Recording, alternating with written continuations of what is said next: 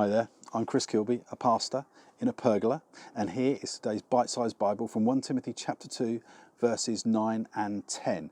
Now, when we get to this point, Paul has just been saying that he wants men to be men of prayer, and now he addresses something to the women. Let me read you these two verses. I also want women, he said, to dress modestly with decency and propriety, not with braided hair or gold or pearls or expensive clothes, but with good deeds appropriate for women who profess to worship God.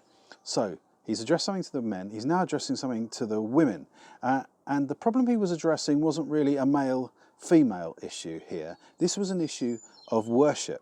Some of the ladies in this congregation were coming along to church and they were wearing clothes or braiding their hair in such a way that it was a distraction for others in the church, i.e. it was taking their eyes off the God that they had gone there to worship. And the context of this passage is worship. So this is a passage about worship. Basically, clothes, or sometimes lack of clothes, can be a distraction to those around you.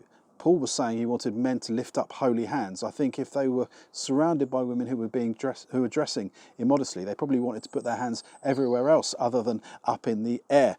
But the principle is this, and it applies to all of us, not just to women.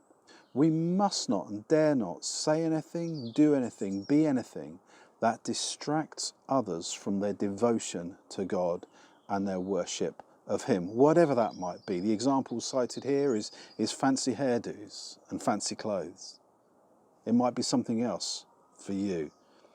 But we must not and we dare not draw others away from a place of worship. Instead, Paul says, and he gives us an alternative, he says turn it into deeds. Instead of dressing fancy for church on a Sunday, why don't you turn it into good deeds that flow from a heart that loves to worship? And so I want to ask you a question as we draw to a close today. Firstly, is there anyone that you can encourage in to worship? Maybe you could send somebody an invitation to come along to an online church meeting.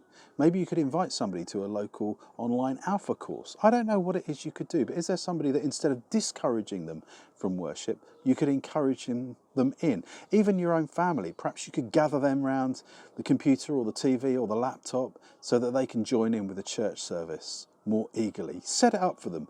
These days, I've been setting up on a Sunday morning in our front room and I've been making pancakes for the whole family because I want to encourage them into worship, not distract them from it. Secondly, Paul says, well, instead of distraction, why not turn it into deeds? Let me ask you, is there one deed that you could do for somebody else today? One kind thing you could do that would point them to the God that you love and serve? My name's Chris Kilby, a pastor in a pergola, and that was today's bite-sized Bible from 1 Timothy chapter 2, verses 9 and 10. See you next time.